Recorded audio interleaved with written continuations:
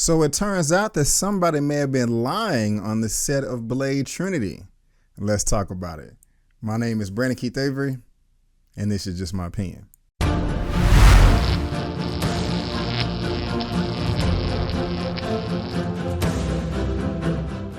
Hey guys, welcome back to the channel, to another episode of Just My Opinion. Thank you so much. I really do appreciate it.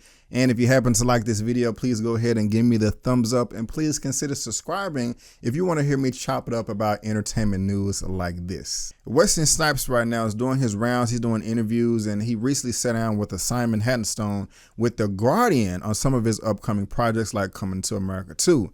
So if I want to pull up this article real quick from The Guardian, like I said, this is from Simon Hattenstone. It says, Wesley Snipes on art, excellence, and life after prison. I hope I came out a better person.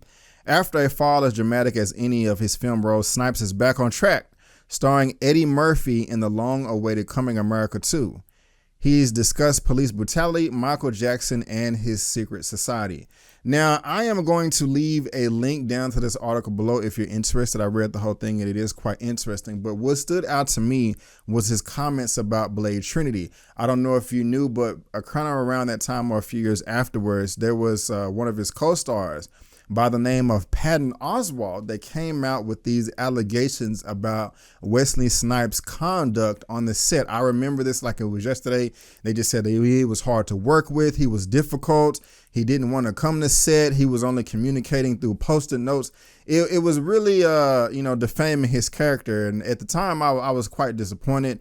Wesley never came out and said anything at the time either. I can't remember if he was in jail at that time, but I was like, man, what's going on, Wesley? You know, why is this dude saying all these things about you?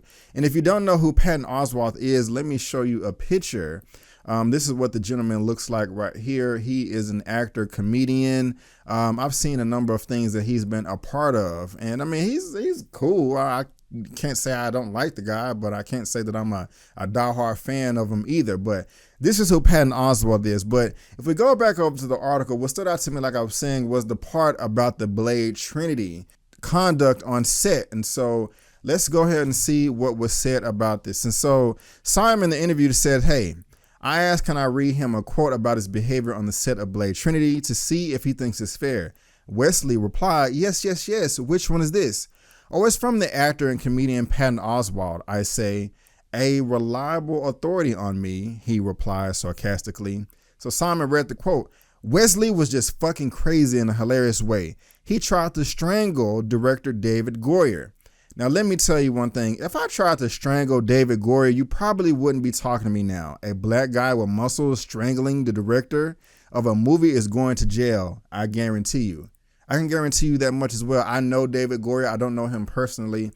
Before he did a lot of writing before directing. And Wesley Snipes is much larger than he is. Unless David Goyer is some secret underground martial arts expert, Wesley Snipes would handle him in 2 seconds, just break him in half. And so I don't think Wesley is stupid enough to strangle somebody on set. But anyway, back to the article.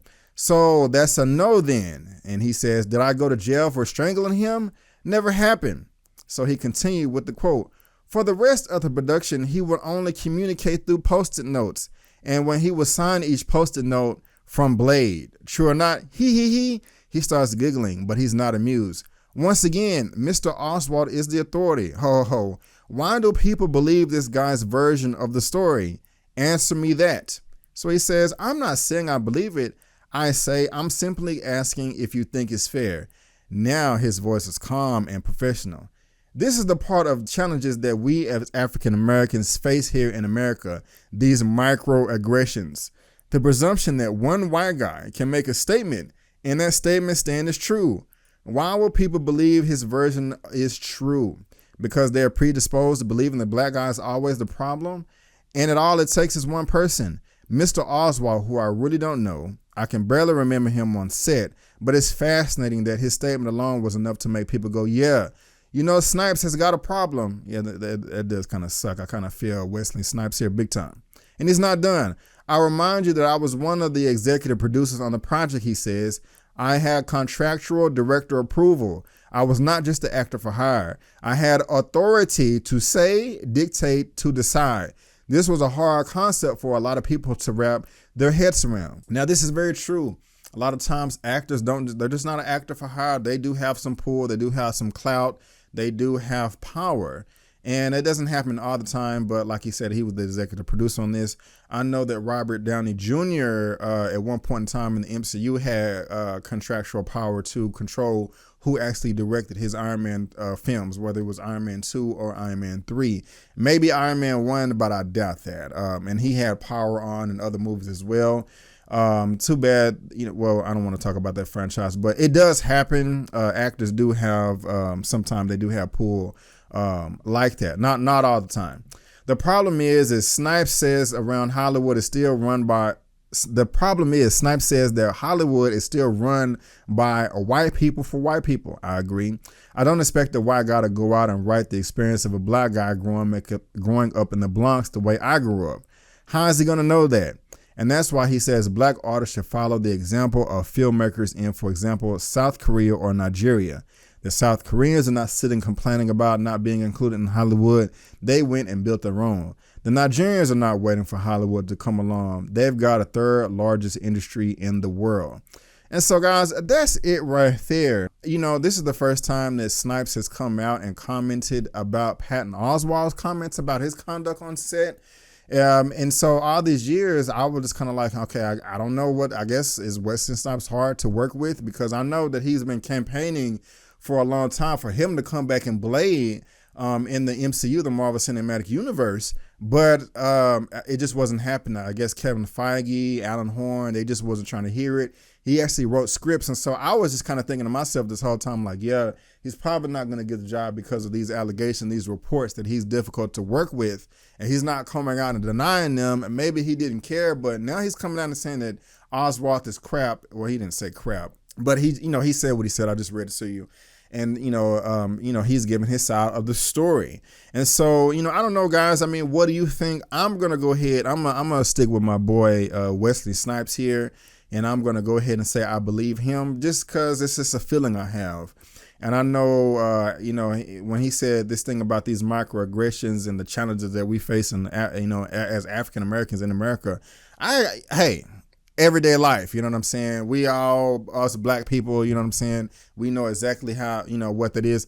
I'm not going to say that it's the case all the time, 100% of the time, but, there are a lot of assumptions made, And I also just wanted to add, at the time, this movie, the budget was $65 million. And I think he got paid $13 million for that. So if $65 million is being split amongst everybody in the ending credits and you walk away with like 13 million, that's pretty good. But I'm riding with Snipes. I'm gonna go with him. I don't think that he was acting crazy on set, but hey, I wasn't there, but I don't know, guys. That's just my opinion on this. What do you think?